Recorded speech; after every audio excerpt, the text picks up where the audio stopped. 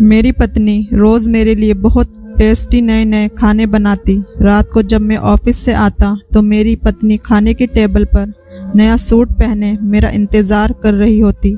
मेरी पत्नी इतनी खूबसूरत थी कि उसे देखते ही मेरी दिन भर की सारी थकान उतर जाती। मैं जल्दी से फ्रेश होकर अपनी पत्नी के साथ बैठकर रात का खाना खाता, मगर मुझे हैरत तब होती जब मेरी पत्नी मेरे साथ तो बैठी रहती मगर खाना नहीं खाती। जब मैं उसे खाना खाने का कहता तो वह मुझे कहती कि मैंने अपने लिए पिज़्ज़ा ऑर्डर किया है, कुछ ही देर में डिलीवरी बॉय आकर दे जाएगा, मैं वहीं खाऊंगी। खाना खाने के बाद ही मुझे फ़ौरन नींद आ जाती। मेरे सोने के बाद ही वे डिलीवरी बॉय मेरी पत्नी को पिज़्ज़ा देने आता था। अब ये काम रोज़ होने लगा था। मैं ये सोचकर हैरान था कि पता नहीं क्यों वह डिलीवरी बॉय रोज़ मेरे सोने के बाद ही पिज़्ज़ा देने आता है। मुझे अपनी पत्नी पर शक होने लगा था। एक रात में सोया नहीं और सोने की एक्टिंग करने लगा। जैसे ही वह डिलीवरी बॉय आया तो मेरी पत्नी उसे हमारे कमरे में ले आई। वह दोनों एक ही सोफे पर बैठ गए थे। उसके बाद मेरी आंखों ने जो मंजर देखा वो इतना शर्मनाक था, किसी को बताने के लायक नहीं था। मेरी बंद आंखों से आंसू बह रहे थे। ये देखकर तो मेरे पैरों तले ज़मीन निकल गई। जब मेरी पत्नी ने उसका हाथ पकड़ा और फिर मुझे अपनी आंखों पर यकीन नहीं आ रहा था कि मैं ये क्या देख रहा हूँ। मेरी पत्नी रात के समय हमारी ही कमरे में मेरी मौजूदगी में ये क्या कर रही थी। मेरा पूरा शरीर ठंडा पड़ गया था। ऐसा लग रहा था जैसे किसी ने मेरे शरीर से जान निकाल दी हो। लेकिन मैं अभी चुपचाप उन्हें आंखें बंद कर कर देखता रहा और वही लेटा रहा। लेकिन कभी कभी आंखों का धोखा और कानों का सुना सच नहीं होता, बल्कि सच तो वह होता है और जो आप कभी सोच भी नहीं सकते। मेरे साथ भी ऐसा ही हुआ था। मैं नहीं जानता था कि मेरी पीठ पीछे मेरी पत्नी ये खेल कब से खेल रही थी। मेरी पत्नी मुझे कब से धोखा दे रही थी, लेकिन मैं अपनी पत्नी की आखिरी हद देखना चाहता था। मेरी पत्नी मुझे सोता हुआ समझकर मेरी मौजूदगी में किसी गैर लड़के के साथ बैठी हुई थी। वह दोनों मेरे सामने सोफे पर एक साथ बैठे थे और जो कर रहे थे ये सब देखकर मैंने शर्म से अपनी आंखें बंद कर ली थी। मैं किस कदर अपनी पत्नी शिल्पा पर भरोसा करता था, मगर उसने बदले में मेरे साथ क्या किया। मेरी पूरी रात अंगारों पर लेटकर ही गुजरी थी। वह लड़का कुछ समय मेरी पत्नी के साथ बिताकर वापस चला गया, लेकिन जाते जाते मेरे जीवन का सुकून भी अपने साथ ले गया। मैं पूरी सच्चाई जानने के बाद ही अपनी पत्नी को रंगे हाथों पकड़ना चाहता था। उसने मेरी पीठ पर छुरा क्यों घोंपा था। दुनिया वाले उसे बहुत अच्छा और शरीफ समझते थे, इसलिए उसे गलत साबित करने के लिए मेरे पास किसी सबूत का होना जरूरी था। उस समय मैंने उसे एहसास नहीं होने दिया कि मैं उसकी सच्चाई जान चुका हूँ, इसलिए मैं उसके सामने सोने की ही एक्टिंग की और रोज़ाना की तरह सुबह में ही उठा। लेकिन आज की सुबह मेरे लिए बहुत अलग थी, क्योंकि अब कुछ भी मेरी ज़िंदगी में पहले जैसा नहीं रहा था। मेरी जान से प्यारी पत्नी शिल्पा, जिसका चेहरा देखकर मेरी सुबह खुशनुमा हो जाती थी, आज उसे देखकर मुझे घिन आ रही थी। आज जब वह मेरे करीब आई मैंने उसे खुद से दूर कर दिया। मैं नहाने के लिए बाथरूम में चला गया। कल रात मुझ पर जो कयामत टूटी थी उसकी वजह से अब हमारा रिश्ता पहले जैसा कभी भी नहीं हो सकता था। मैं नहाकर जब बाहर निकला तो शिल्पा मेरे इंतज़ार में बैठी थी। मुझे देखकर कहने लगी कि आज ऑफिस से जल्दी आ जाइएगा, हम घूमने के लिए बाहर चलेंगे। लेकिन आज मैंने उससे साफ साफ कह दिया कि मेरा कहीं जाने का कोई इरादा नहीं है। मेरा दिल तो चाह रहा था कि मैं उससे पूछूं आखिर उसने मेरे साथ इतना बड़ा धोखा क्यों किया, लेकिन मैं जल्दबाजी में कोई भी ऐसा काम नहीं करना चाहता था जिससे कुछ गलत हो जाए। इसलिए मैंने उसके चेहरे की तरफ नहीं देखा, क्योंकि आज वो मुझे बहुत बुरी लग रही थी। मेरा बदला हुआ रूप देखकर उसे कुछ समझ नहीं आया, क्योंकि कल रात तक हम दोनों के बीच में सब कुछ ठीक ठाक था। इसलिए वह जान ना सकी कि मेरा बर्ताव अचानक क्यों बदल गया। वह यह बात नहीं जानती थी कि कल रात को मैं सोया नहीं था बल्कि जाग रहा था। हम अक्सर ही बाहर घूमने जाया करते थे। जब भी वो कोई फरमाइश करती मैं फौरन पूरी कर देता था, लेकिन कल रात के बाद सब कुछ बदल गया था। मैंने उससे कहा कि मुझे देर हो रही है, ऑफिस के लिए निकलना है। मैं बहुत ही रूखे अंदाज में उससे बात कहकर घर से निकल गया। वरना हर रोज ऑफिस जाने से पहले उसे बहुत सारी बातें करता था, लेकिन आज मेरा दिल नहीं चाह रहा था। रात वाला नज़ारा अभी भी मेरी आंखों के सामने घूम रहा था और मैं सोच रहा था कि मेरी मोहब्बत में आखिर ऐसी कौन सी कमी रह गई थी जो शिल्पा इस हद तक गिर गई कि उसे हमारे रिश्ते का भी ख्याल नहीं रहा। मैं बहुत ही गुस्से में बहुत तेज़ गाड़ी चलाता हुआ ऑफिस पहुंचा। ऑफिस पहुंचने के बाद भी मेरे दिमाग से रात वाली बात नहीं निकल रही थी। मैंने अपने असिस्टेंट को कह दिया कि आज की सारी मीटिंग कैंसिल कर दो, मेरी तबीयत ठीक नहीं है। अब मैं यही सोच रहा था कि मुझे आगे क्या करना है, किस तरीके से सबके सामने सच लाना है, क्योंकि मेरी माँ मेरी पत्नी से बहुत मोहब्बत करती थी, इसलिए वह मेरी इस बात पर कभी भी भरोसा नहीं करती।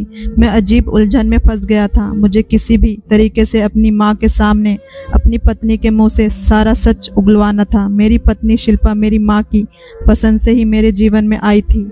वह उनकी किसी दोस्त की बेटी थी और उन्हें जान से भी ज़्यादा प्यारी थी। शादी के बाद तो मैं भी शिल्पा से मोहब्बत करने लगा था, लेकिन अब मुझे ये पता चला था कि मोहब्बत सिर्फ एक तरफा है। शिल्पा का मुझसे मोहब्बत करना, मेरा ख्याल रखना, मेरे आगे पीछे घूमना, वे सिर्फ एक धोखा था और फरेब था। अब जाकर मुझे ये बात समझ आ गई थी। मेरा नाम अमर है। जब मैं 25 साल का नौजवान था, तब एक दिन अचानक ही मेरी माँ मेरे कमरे में आई और कहने लगी, बेटा अगर तुम मुझसे मोहब्बत करते हो तो बिना कोई सवाल किए मेरे एक फैसले पर अपना सर झुका देना। मैं अपनी माँ से बहुत ज़्यादा मोहब्बत करता था, क्योंकि मेरे पिता के देहांत के बाद मेरी माँ ने बहुत मेहनत से मुझे पाल पोस कर बड़ा किया था। मेरे लिए वह मेरे पिता भी थी और मेरी माँ भी। अपनी माँ के किसी भी फैसले के खिलाफ जाने का सोच भी नहीं सकता था, इसलिए मैंने अपनी माँ से कहा कि मुझे आपका हर फैसला मंजूर है। माँ कहने लगी कि उन्होंने मेरा रिश्ता तय कर दिया है और 1 हफ्ते बाद ही मेरी शादी है। माँ की बात सुनकर मुझे धक्का लगा। मैं कुछ देर खामोश खड़ा रहा और सोचने लगा कि इतनी जल्दी माँ को लड़की कहाँ से मिल गई और उन्होंने मुझे बिना बताए ही मेरा रिश्ता तय कर दिया। मेरी और मेरी माँ की ज़िंदगी में एक दूसरे के अलावा और कोई नहीं था। लेकिन फिर माँ ने मुझे खुद ही बताया कि उनकी दोस्त की बेटी है, बहुत ही अच्छी लड़की है। आज तक मैंने अपनी माँ की किसी भी दोस्त के बारे में नहीं सुना था।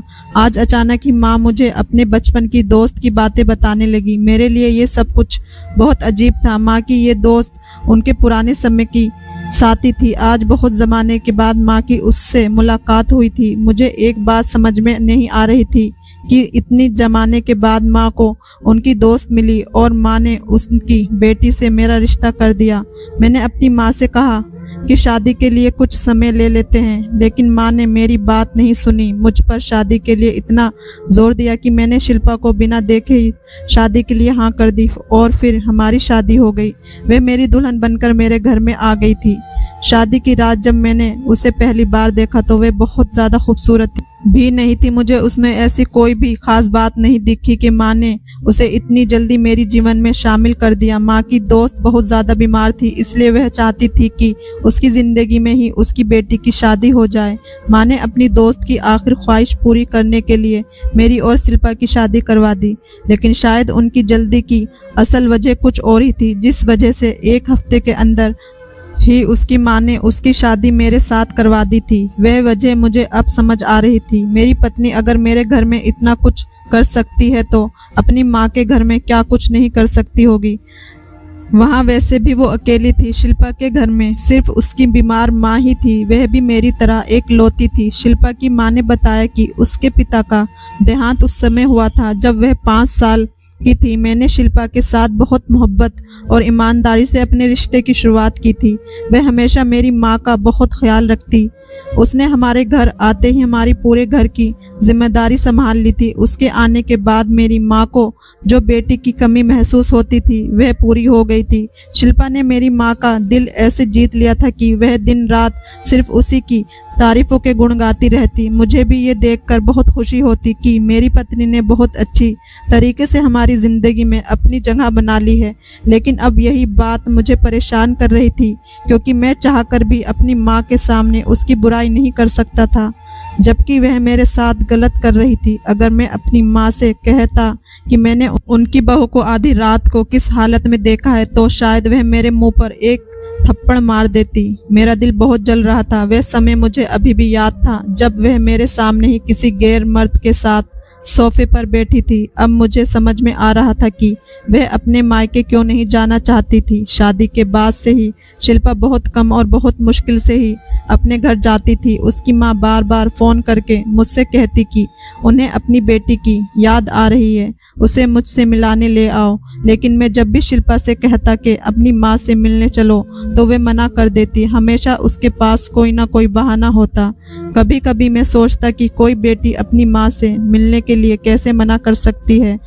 बेटियां तो शादी के बाद अपने माँ बाप से मिलने के बहाने ढूंढती हैं, लेकिन शिल्पा हमेशा किसी न किसी बात का बहाना बनाकर कह देती कि मैं बाद में चली जाऊंगी। और इस बात को ऐसे ही हफ्ता गुजर जाता। जब उसकी माँ बहुत ज़्यादा फ़ोन कर करके मुझसे कहती तो मैं ज़बरदस्ती शिल्पा को लेकर चला जाता। वे थोड़ी ही देर में अपनी माँ से मिलकर वापसी की जिद करने लगती। अपनी माँ के पास रहने का तो वह नाम ही नहीं लेती थी। लेकिन उस समय मैं सोचता कि शायद उसे अपने ससुराल की जिम्मेदारियों का ख्याल है, इसलिए वह अपनी माँ से मिलने नहीं जाती। लेकिन असल वजह मुझे अब समझ आई थी कि मेरे घर में उसकी आयाशी आसानी से पूरी हो रही थी। मैंने शिल्पा को बहुत ज़्यादा मोहब्बत दी थी, अपना पूरा घर उसके हवाले कर दिया था, आंखें बंद करके उस पर विश्वास करता था। लेकिन उसने मेरे इसी भरोसे को बुरी तरह तोड़ कर रख दिया था। अब मैं चाहता कि वह खुद अपने मुंह से अपने कारनामे बताए ताकि मैं उसे अपनी ज़िंदगी से हमेशा के लिए निकाल दूं। आज मैं सारा दिन ऑफिस में यही सब कुछ सोचता रहा। शाम को जब ऑफिस से घर वापस आया तो मेरे दिल में शिल्पा के लिए सिर्फ और सिर्फ नफरत थी। शिल्पा मेरी माँ के कमरे में बैठी उनका सर दबा रही थी। माँ मुझे देखकर मुझसे कहने लगी कि आ जा, तू भी यहीं मेरे पास बैठ जा। तेरी पत्नी सारा दिन मेरी खिदमत में लगी रहती है, एक तू है जो मुझे अपने कामों से फुर्सत ही नहीं मिलती और 2 घड़ी मेरे पास आकर नहीं बैठता। मेरी माँ मेरी पत्नी को बहुत प्यार से देख रही थी और उसे दुआएं दे रही थी। ये सब देखकर शिल्पा के चेहरे पर मुस्कुराहट आ गई, लेकिन मुझे उसका चेहरा देखते ही बहुत तेज गुस्सा आ गया। इतनी मासूम दिखने वाली मेरी पत्नी अंदर से किस कदर घटिया थी ये सिर्फ मैं ही जानता था। बहुत मुश्किल से थोड़ी देर में अपनी माँ के पास बैठा और फिर अपने कमरे में चला आया। शिल्पा भी मेरे पीछे पीछे मेरे लिए चाय लेकर आ गई। वो मुझसे कुछ बात करना चाहती थी, लेकिन आज मेरा उससे बात करने का बिल्कुल भी मूड नहीं था। वे मुझसे बातें करने लगी, लेकिन मैं आंखें बंद कर लेट गया जैसे मुझे नींद आ गई हो। वह मेरे सर पर हाथ रखकर देखने लगी कि मेरी तबीयत ठीक है या नहीं। मैंने गुस्से से आंखें खोलकर शिल्पा का हाथ झटक दिया और उससे कहा, भगवान के वास्ते मुझे थोड़ी देर के लिए चैन से सोने दो। शादी के 5 महीने बाद आज पहली बार ऐसा हुआ था। आज भी शिल्पा ने मेरे लिए नया सूट पहना और मेरे लिए मेरी पसंद का खाना बनाया था, लेकिन मैं कुछ खाए बगैर ही सो गया था। शिल्पा के बार बार पूछने पर मैंने बहुत चीख कर उसे जवाब दिया था। तब वो डर कर पीछे हट गई और उसकी आंखों में आंसू आ गए, मगर अब उसके मगरमच्छ के आंसू का मुझ पर कोई असर नहीं होने वाला था। मैंने उसकी तरफ से करवट बदल ली और शिल्पा को कहा कि आज रात मुझे अकेला छोड़ दो। वो चुपचाप कमरे से उठकर बाहर चली गई। मैं रात तक इसी तरह अपने कमरे में लेटा रहा और रात का खाना भी नहीं खाया। मैं देखना चाहता था कि आज की रात भी वह लड़का हमारे कमरे में आएगा या नहीं। मुझे हमेशा से ही नींद की गोली खाकर सोने की आदत थी। मुझे बिना नींद की गोली खाए नींद नहीं आती थी। शायद मेरी इसी आदत का फायदा मेरी पत्नी शिल्पा ने उठाया था, इसलिए आज रात मैंने नींद की गोली नहीं खाई। मैंने चुपके से अपने मोबाइल का वॉइस रिकॉर्ड ऑन कर दिया और फिर उसे सोफे के पीछे छुपा दिया। मैं उन दोनों के बीच में हुई बात रिकॉर्ड करना चाहता था और फिर जब वह मेरी पत्नी से मुलाकात करके वापस जाता तो उन दोनों को रंगे हाथ पकड़ लेता। मैंने सोच रखा था कि शिल्पा अगर माँ के सामने झूठ बोलेगी तो तब मैं इसकी रिकॉर्डिंग उनको सुना दूंगा और दूध का दूध और पानी का पानी हो जाएगा। मुझे बहुत ही बेसब्री से उस समय का इंतजार था कि जब वह लड़का हमारे घर में आए और शिल्पा उसे हमारे कमरे में लेकर आए। मैं सोने का ड्रामा कर रहा था।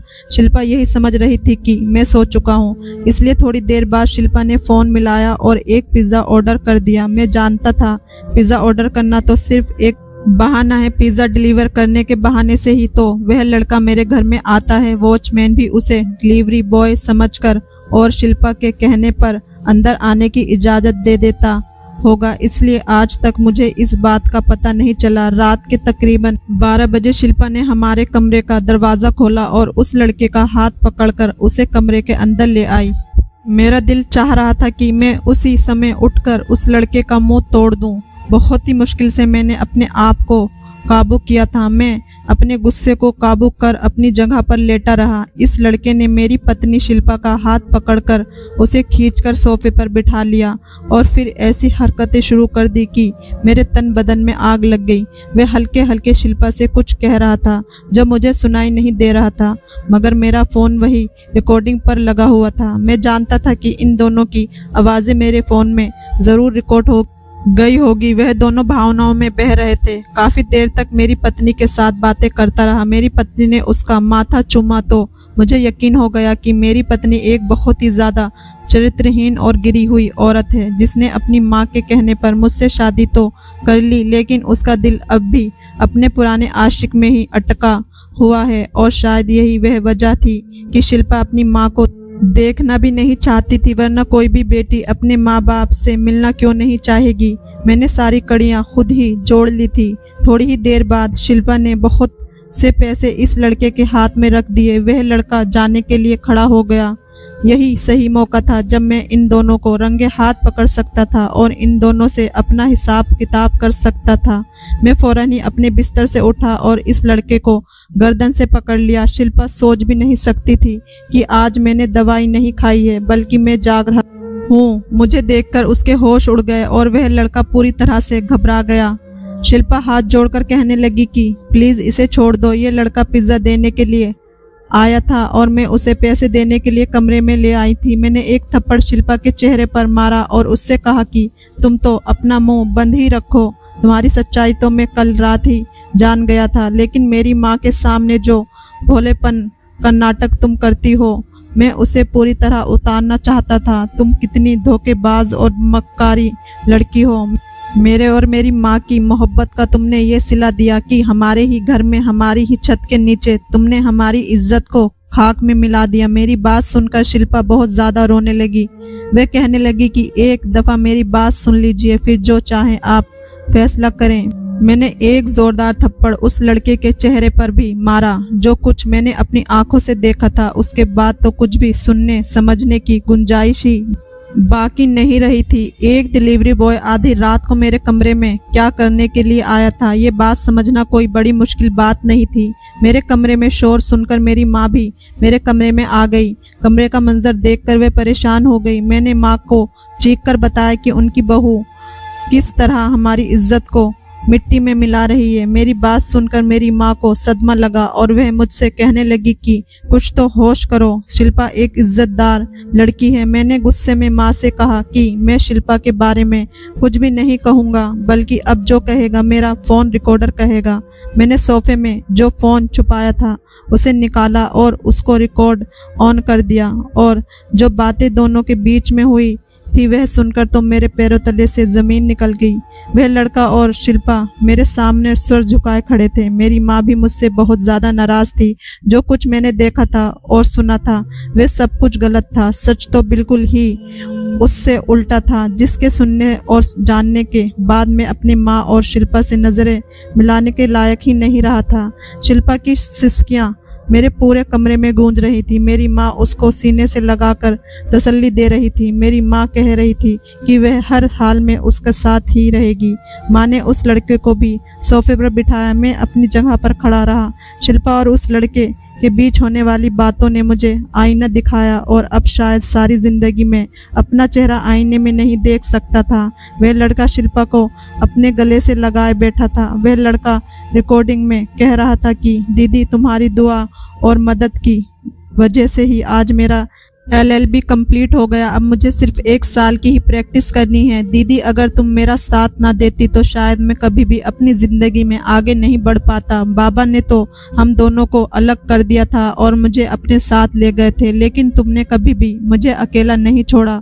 इसी वजह से आज मैं अपनी ज़िंदगी में इतना पढ़ पाया हूँ। शिल्पा उसे मुबारकबाद दे रही थी और उसे अपना भाई कह रही थी। अब मुझे पता चल गया था कि उन दोनों के बीच में भाई बहन का रिश्ता था। कुछ देर बाद जब शिल्पा चुप हो गई तो वह खुद ही कहने लगी कि मैं और शुभम सगे भाई बहन हैं, लेकिन किस्मत के सितम ने और हमारे माता पिता की गलती ने हम दोनों को अलग कर दिया था। हमारे पिता बहुत ही सख्त मिजाज के थे और छोटी छोटी बातों पर गुस्सा हो जाया करते थे। माँ और बाबा के बीच में हमेशा झगड़े होते रहते थे। फिर एक समय ऐसा आया कि उन दोनों ने अलग होने का फैसला कर लिया और फिर दोनों ने खुद ही बच्चों का भी बंटवारा कर लिया। बाबा शुभम को लेकर अपने साथ चले गए और माँ ने मुझे रख लिया। उन्होंने ये सोचा ही नहीं कि उनका ये फैसला हम दोनों की जिंदगी के ऊपर क्या असर करेगा। हम दोनों भाई बहन बचपन से ही एक दूसरे से मोहब्बत करते थे और एक दूसरे की जुदाई बर्दाश्त नहीं कर पाते थे, लेकिन अपने माँ बाप के फैसलों की वजह से हम दोनों एक दूसरे से बिछड़ने के लिए मजबूर हो गए। बाबा ने दूसरी शादी कर ली। शुभम को दूसरी माँ मिल गई थी, लेकिन वह उसके साथ बहुत ही बुरा बर्ताव करती थी। माँ ने दूसरी शादी नहीं की थी और वह बीमार हो गई थी, जिस वजह से बहुत ही कम उम्र में मैं अपने घर को संभालने लगी। हम दोनों ने ही दूसरे बच्चों की तरह अपना बचपन अच्छे से नहीं गुजार सके थे, बल्कि हमारा बचपन हमारे माता पिता की वजह से छिन गया था। कई सालों बाद जब मैं 15 साल की हुई तब एक दिन अचानक शुभम हमारे घर के दरवाजे पर आया।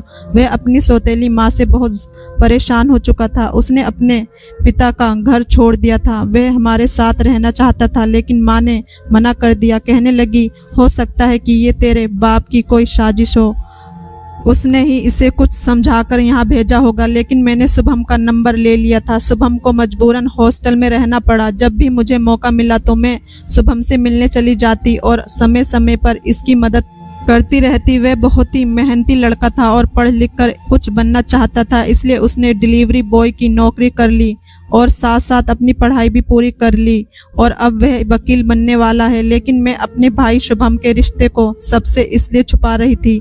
आज भी मेरी माँ मेरा और शुभम का रिश्ता बिल्कुल भी बर्दाश्त नहीं कर सकती। वह नहीं चाहती थी कि मैं शुभम से कोई भी रिश्ता रखूं। वे आज भी सालों पुरानी नफरत अपने दिल में लिए बैठी है जो उन्हें मेरे बाप से थी। मैं शुभम को इसलिए चुपके से मिलने के लिए घर बुलाती। मुझे डर था कि कहीं आप लोगों को शुभम के बारे में कुछ पता चल गया तो आप माँ को ना बता दें। शिल्पा ने सारा सच मुझे बता दिया था। मैंने उन दोनों को गले मिलते हुए देखा तो मैं समझ बैठा कि दोनों किसी गलत रिश्ते में बने हुए हैं। मैंने हाथ जोड़कर उन दोनों से माफ़ी मांग ली और शुभम को अपने ही घर रहने के लिए जगह दे दी। तलाक या अलग रहना पति पत्नी के बीच में होता है, लेकिन सबसे ज़्यादा असर उसका हमारी संतान पर पड़ता है। बच्चों का चरित्र और फ्यूचर दोनों ही खराब हो जाते हैं। अपनी जिद और नफरत को देखते हुए कोई भी फैसला करने से पहले हमें अपनी संतान के बारे में ज़रूर सोचना चाहिए। आज इस बात को 1 साल हो गया। मैंने शुभम और उसकी माँ की बीच की नफरत खत्म करवा दी और आज सब कुछ ठीक हो गया। मैं और मेरी पत्नी एक दूसरे के